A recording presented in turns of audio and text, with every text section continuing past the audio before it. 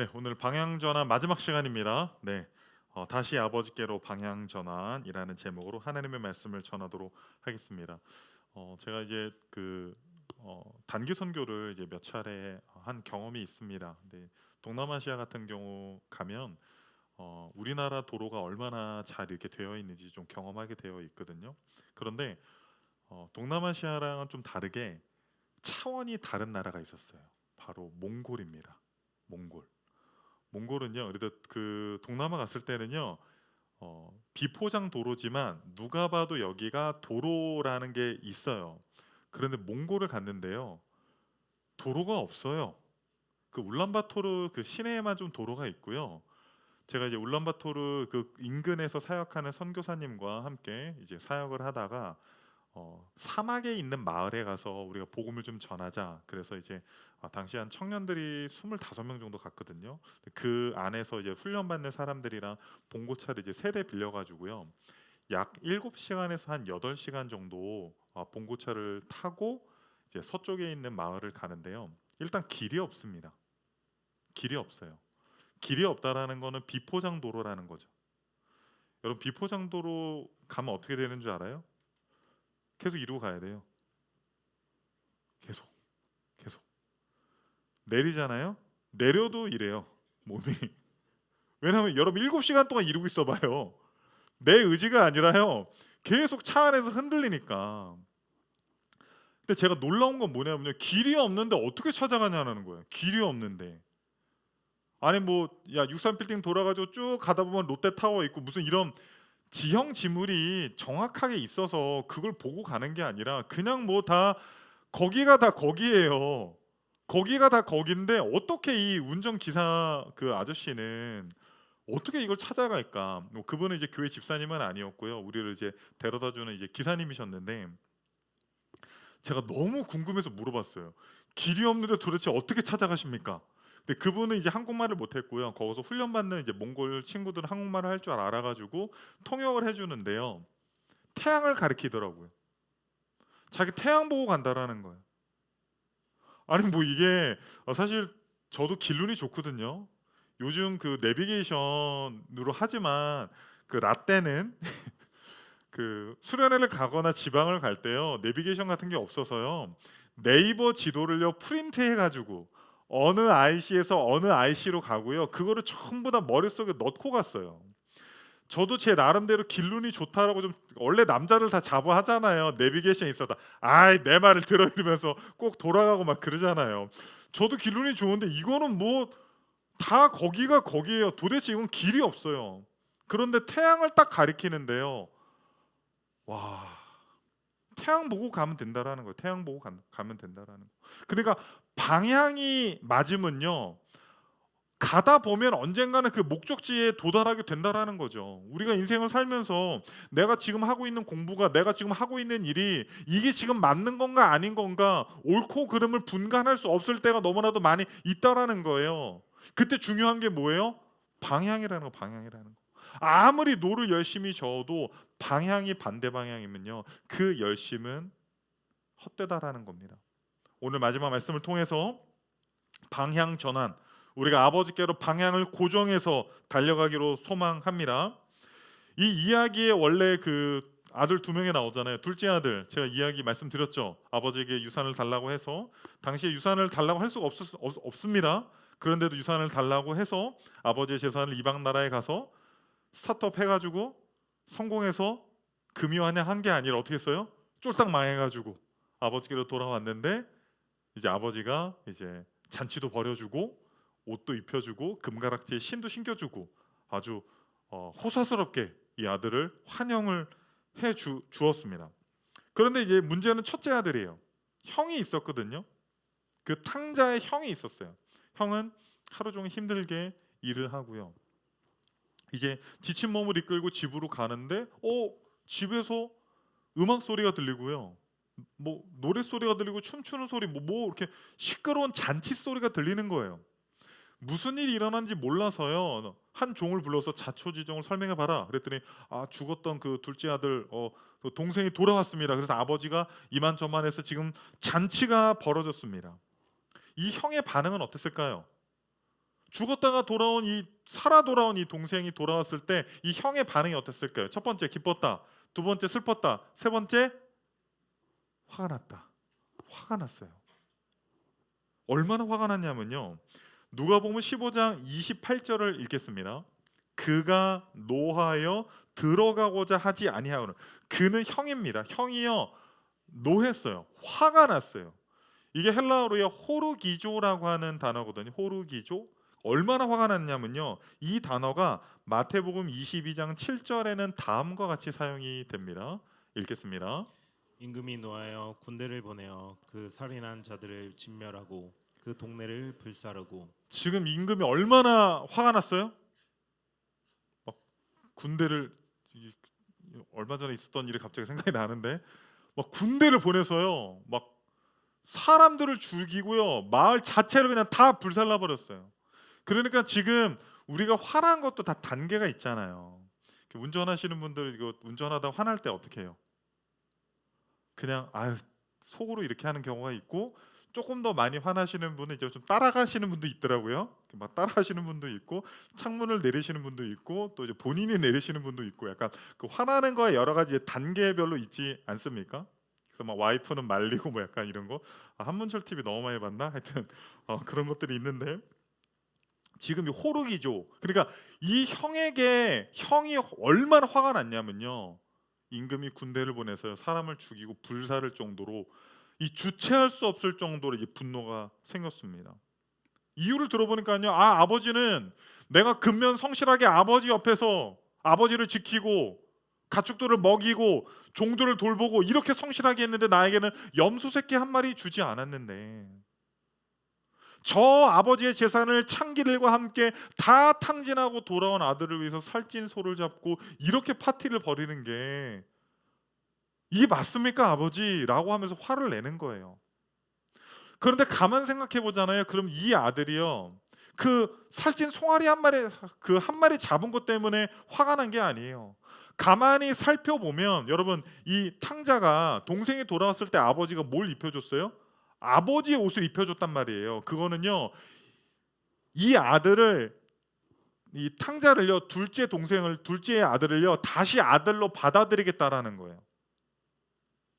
그러니까 동생이 집을 나가서 아들이 원래는 자기 혼자였는데 또 아들이 다시 들어왔어요.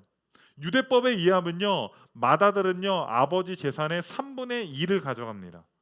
그리고 다른 아들들이 3분의 1을 나눠 가지는데, 아들이 두 명이니까 이 둘째 아들이 아버지의 유산을 3분의 1을 가지고 나가서 탕진을 했는데 다시 돌아온 거예요.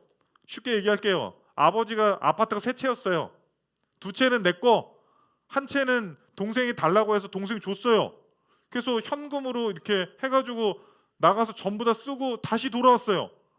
그럼 이 아파트 두 채 내 건데 어떻게 해야 돼요? 나중에 동생이랑 나눠야 돼요. 동생에게 그 권리가 있었습니다. 그러니까 지금 이 형이 어때요? 화가 머리끝까지 난 겁니다. 호르기죠. 호르기죠. 그런데 가만히 살펴보면요 이 형이나 동생이나 똑같아요. 뭐가 똑같냐면요 이들이 아버지보다 아버지가 가지고 있는 그 재산, 자신들이 그 받을 그 유산에 마음이 다 가 있었다라는 것입니다. 아버지를 좋아한 게 아니라요, 아버지가 좋아서 아버지 옆에 있었던 게 아니라요, 아버지의 재산 때문에 아버지 옆에 붙어 있었다라는 것입니다. 욥기 1장 8절을 보면요 하나님께서 욥을 칭찬하는 장면이 나옵니다. 욥기 1장 8절 읽겠습니다. 여호와께서 사탄에게 이르시되 내가 내 종 욥을 주의하여 보았느냐. 그가 같이 온전하고 정직하여 하나님을 경외하며 악에서 떠난 자는 세상에 없느니라. 이제 하나님이랑 이제 그 사탄이랑 대화하는 장면에 나오는데 막 하나님을 자랑해요. 야 욥 봤냐? 완전히 뭐 내가 볼 때는 뭐 거의 완벽해, 이런 식으로 칭찬을 했어요. 야 네가 한번 가서 봐봐 욥을, 내 아들을. 그랬더니요 9절에 그 사탄이 이렇게 말합니다. 사탄이 여호와께 대답하여 이르되 욥이 어찌 까닭 없이 하나님을 경외하리이까. 지금 무슨 얘기예요? 하나님이 사탄에게 욥을 자랑해서 야 내 아들 봐봐 얼마나 온전하고 나를 경외하고 제사 드리고 항상 나를 기쁘게 하려고 하는 그 내 아들 욥을 봤냐? 그 사탄이 뭐라고 그래요? 에이, 까닭 없이 하나님을 좋아하겠어요? 이거 새 번역에 보면요 이렇게 번역이 되어 있어요. 욥이 아무것도 바라는 것 없이 하나님을 경외하겠습니까? 아무것도 바라지 않고 하나님을 좋아하겠냐라는 거예요. 그러면서 10절에 사탄이 이렇게 말합니다. 네, 김용국 집사님 사탄처럼 한번 읽어봐요. 주께서 그와 그의 집과 그의 모든 소유물을 울타리로 두르심 때문이 아니니까 주께서 그의 손으로 하는 바를 복되게 하사 그의 소유물이 땅에 넘치게 하셨음이니이다. 에이, 까닭 없이 하나님 좋아하겠어요? 하나님께 예물 드리겠어요? 제사 지내겠어요? 하나님이 그의 울타리 소유물을 번성케 하고 자녀들에게 복을 주고 하나님이 욥에게 복을 주니까 욥이 잘하는 거잖아요. 하나님이 잘하니까 욥이 하나님께 잘하는 거지. 아무것도 바라는 것 없이 하나님을 좋아한다고요? 에이, 아닌 것 같은데 내가 볼 땐. 여러분은 하나님 좋아해요? 에이, 까닭 없이 좋아하겠어요? 우리가 하나님을? 한 남자 청년이요 순모임 시간에 아주 어렵게 자기 고민을 털어놨습니다. 오랫동안 이제 좋아하던 여자랑 사귀게 됐어요. 이제 다음 달이면 이제 100일입니다. 우리 자매님들 100일 선물로 뭐 받고 싶어요? 학 이런 거, 학 이런 거. 우리 때는 그런 거 줬었는데 중고등학생 때 학알 이렇게 해가지고 막 100개, 1000개 이렇게 줬었는데. 그런데 고민을 털어놓는 거예요. 자기가 너무나도 이제 오랫동안 좋아했는데 이제 자기랑 사귀게 돼서 너무 막 신나 있었는데 100일 선물로 여자친구가 원하는 거는 명품 백이었습니다.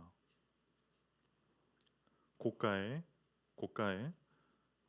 명품 백을 요구했습니다. 최소 500만 원짜리 이상. 그러면서 그 여자친구가 그런데요. 오빠 나 사랑해? 나 사랑하면 이 백 사줘. 100일 선물로. 자매님들에게 물어보겠습니다. 이 백 사줘야 되나요? 말아야 되나요? 그 여자는 이 남자를 사랑하는 건가요? 아니면 명품 백 때문에 지금 사귀고 있는 건가요? 그쵸? 여러분 참고로 이 얘기는 우리 박예승 청년의 얘기가 아니에요. 사람들이 이거 제가 지어낸 거예요. 근데 이 얘기하면 사람들이 자꾸 예승이를 쳐다보면서 예승이 여자친구 난이는 그런 친구가 아닙니다. 참고로 사귄 지 2년 더 됐어요. 예. 그러니까 지금 제가 말씀드리고 싶은 거는 그겁니다. 우리가 하나님을 사랑하는 이유. 이 첫째 아들, 둘째 아들, 이놈의 아들들이 아버지를 사랑해서 아버지를 존경해서 아버지를 좋아해서 아버지 옆에 붙어 있는 것이 아니라 아버지의 재산 때문에 있는 거라는 거죠. 우리가 기도하는 이유, 우리가 말씀 보는 이유, 우리가 예배 드리는 이유, 우리가 이 시간에 이 자리에 있는 이유가 하나님이 좋아서 있는 줄 믿습니다. 네, 할렐루야. 우리 옆 사람에 고백합시다. 하나님을 좋아합시다. 하나님을 좋아합시다. 네. 사실 이 누가복음 15장 이 본문은요 세 가지 비유로 시작을 하거든요. 첫 번째 비유는요 그 잃어버린 양에 대한 비유고요. 두 번째 비유는 잃어버린 드라크마에 대한 비유고 마지막 세 번째가 그 오늘 본문이에요. 잃어버린 아들들에 대한 비유입니다. 그런데 이 비유를 시작하면서요 예수님께서 이렇게 말씀하십니다. 누가복음 15장 1, 2절입니다. 모든 세리와 죄인들이 말씀을 들으러 가까이 나아오니 바리새인과 서기관들이 수군거려 이르되 이 사람이 죄인을 영접하고 음식을 같이 먹는다 하더라. 여기에 두 부류가 나오죠. 세리와 죄인들. 이 세리와 죄인들은 어떤 사람입니까? 율법을 지키지 않을 뿐만 아니라 완전히 부도덕하게 사는 사람들이에요. 마치 이방 나라에 가서 창기들과 재산을 다 탕진한 이 둘째 아들 같은. 2절에 나오는 바리새인과 서기관들은 당시의 종교 지도자들입니다. 누구보다도 율법을 잘 지키고 도덕적이고 사람들에게 존경받는 근면 성실한 사람들이었어요. 누구예요? 첫째 아들. 아버지 옆에서 아버지 명을 절대 거스르지 않고 아버지가 시키는 일을 다 하고 있는. 그러나 실상은 어떻습니까? 실제로 아버지를 사랑하지는 않는 그런 부류를 지금 예수님께서는 말씀하고 있다라는 거예요.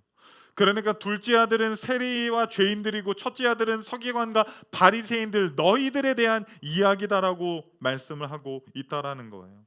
현대의 둘째 아들들은 어떻습니까? 이방 나라 가서 창기들과 전부 다 재산을 탕진한 현대의 둘째 아들과 같은 그리스도인들은 어떤 사람들입니까?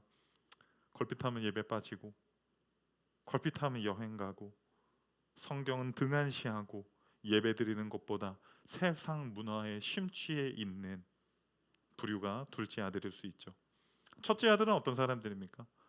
절대 예배 안 빠져요. 뭐 하루에 성경 3장 꼭 읽고 막 체크리스트 있잖아요. 막 체크 다 해놓고 뭐 기도, 헌신, 봉사 뭐 다 해요. 그런데 어때요?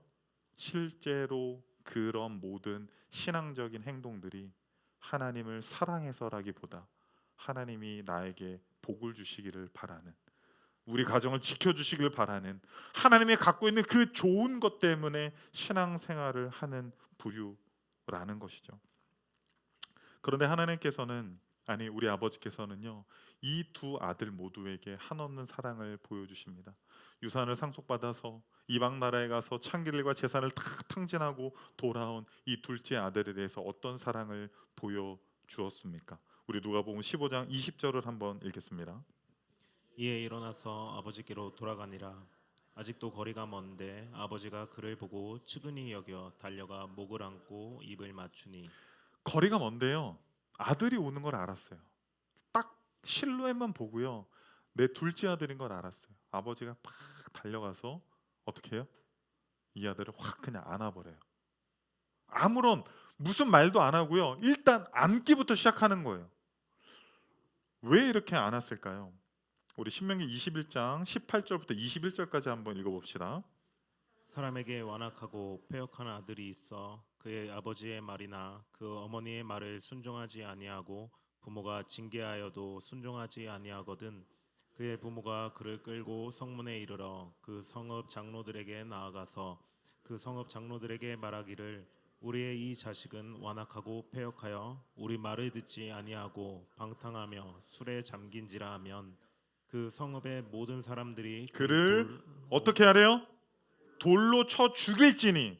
여러분 이게요, 유대인들의 율법에 기록이 돼 있다라는 거예요. 그러니까 패역한 아들은 어떻게 하라고요? 마을 사람들이 다 모여서 돌로 쳐 죽이라는 거예요.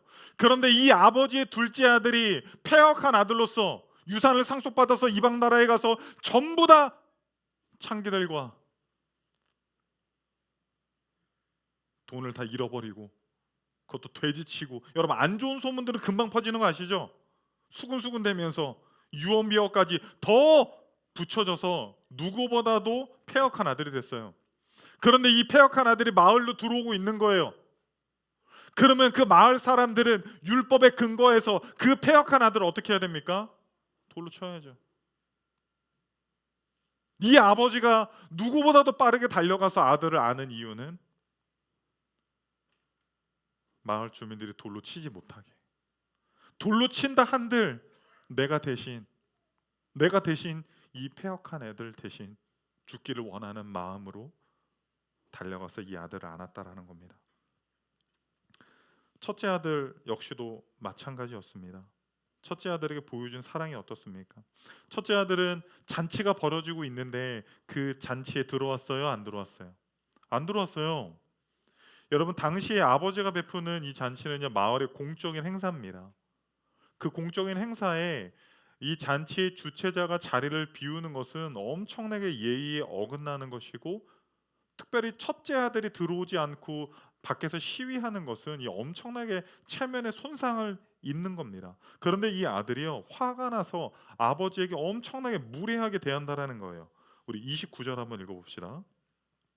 아버지께 대답하여 이르되 내가 여러 해 아버지를 섬겨 명을 어김이 없거늘 내게는 염소 새끼라도 주어 나와 내 벗으로 즐기게 하신 일이 없더니.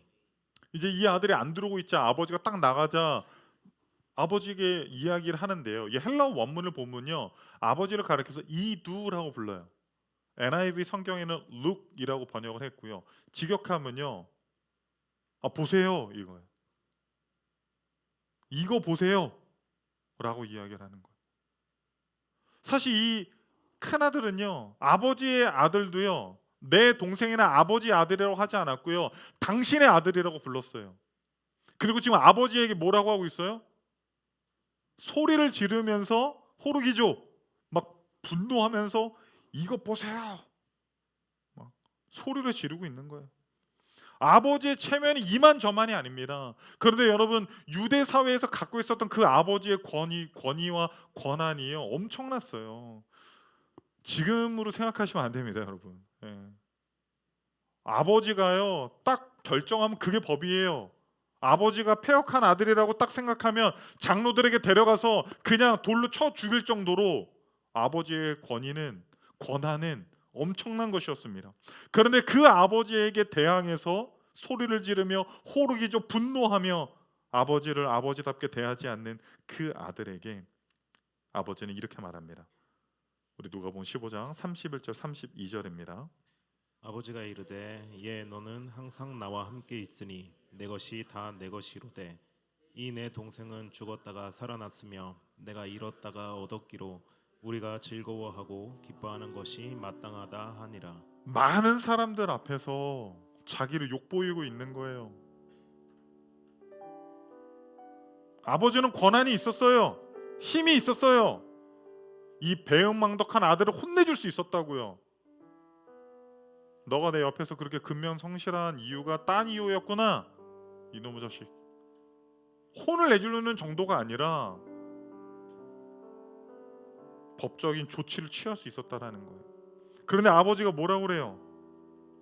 아들아, 너 나랑 같이 있는데, 야, 내게 다 네 것인데 뭐가 걱정이니? 나는 너도 이 잔치에 들어와서 함께 즐겼으면 좋겠다. 잃어버린 영혼이 죽었다가 동생이 살아나지 않았느냐? 이 아버지는요, 세리와 죄인들처럼 방탕하게 살고요, 세상 문화 속에 찌들어서 예배드리는 것보다, 기도하는 것보다 그런 문화 속에 살고 있는 이 세리와 죄인과 같은 둘째 아들도요, 나는 포기 안 한다.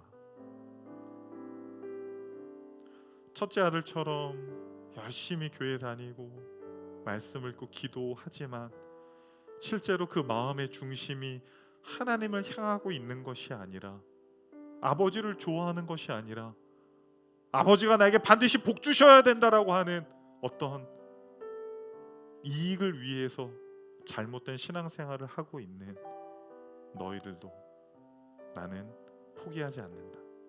우리 아버지의 사랑은요, 그 어떤 아들도 포기하지 않습니다.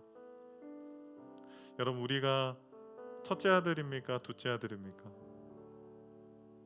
우리의 모습 속에는 첫째 아들과 같은 모습도 있고 둘째 아들과 같은 모습도 있습니다. 그런데 여러분, 이 이야기는요, 오픈 엔딩으로 끝나요. 첫째 아들이 잔치에 들어와서 아버지 죄송합니다, 그리고 죽었다가 돌아온 그 둘째 아들이랑 상봉하면서 어떻게 끝나는지 몰라요. 여러분, 이게 만약에 영화라고 한다면, 이게 만약에 드라마라고 한다면 이 후반부는요, 우리가 만들어가는 겁니다. 우리가 화가 나 있고, 하나님 왜 그러셨습니까? 왜 하나님 이렇게 하셨습니까? 왜 하나님 이렇게 안 해주십니까? 화가 나가서 호르기죠. 그러나 우리의 아버지 되시는 하나님께서는 우리를 초청하고 계시는 거예요. 아들아 돌아와라. 아들아 돌아와라. 들어와라. 이 잔치에 함께 참여하자꾸나. 우리의 마음을 고쳐먹고 들어가서 아버지께 사죄를 하고 돌아온 동생과 함께 눈물의 허그를 하며 그 잔치와 같은 인생을 살 것인지, 아니면 여전히 하나님께 섭섭하고 하나님께 삐져있고 이해할 수 없는 하나님의 방법에 대해서 여전히 문 밖에 서서 기다릴지는 여러분, 우리가 선택해야 되는 것 아닙니까? 저는 우리 모두가 그 잔치로 들어가기를 원합니다. 왜냐하면요, 이것만 말씀드리고 마치겠습니다. 누가복음 15장에 세 가지 비유가 나온다고 그랬죠. 첫 번째는 잃어버린 양에 대한 비유가 나온다고 했습니다. 양을 잃어버려요. 그런데 그 잃어버린 양이요, 혼자 목자에게 찾아오는 것이 아니라 목자가 그 잃어버린 양을 찾으러 가죠. 두 번째 비유는 잃어버린 드라크마, 동전입니다. 동전을 잊어버렸어요. 그 동전이 다리가 달렸어요? 아니요. 그 여인이 찾고 찾아서 그 동전을 찾아요. 어쩌면 여러분, 우리가 주님께로 돌아가야 됩니다. 우리의 마음을 돌이켜야 됩니다. 그 이전에 우리가 깨달아야 되는 것은 무엇이냐면요, 우리가 하나님을 찾은 것이 아니라, 우리가 먼저 하나님을 사랑하는 것이 아니라, 하나님이 먼저 우리를 찾고 사랑하셨고 우리에게 오셨다라는 거예요. 하나님께서 하늘 영광과 그 보좌를 다 버리고 인간의 모습으로 이 땅에 오셨습니다. 우리를 위해서 사시고 가르치시고 죽으시고 부활하셔서 오늘도 하나님 보좌 우편에서 우리를 위해서 중보하시며 기다리고 계십니다. 그리고 그분은 다시 오실 것입니다. 그 사랑을 아는 자들이라고 한다면 우리의 삶의 방향성, 하나님, 이게 제대로 된 일인지, 이게 어떤 길인지 잘 모르겠습니다. 그러나 우리 태양을 보자고요. 우리 인생의 태양이 되신 그 하나님을 바라보고, 지금 당장은 내가 하고 있는 일이 이 길이 옳은 길인지 아닌지 명확하지 않다 할지라도 우리의 마음의 중심을 주님께 두고 달려간다면 그 길 끝에서 아버지께서 달려오셔서 우리를 맞아 주실 줄 믿습니다.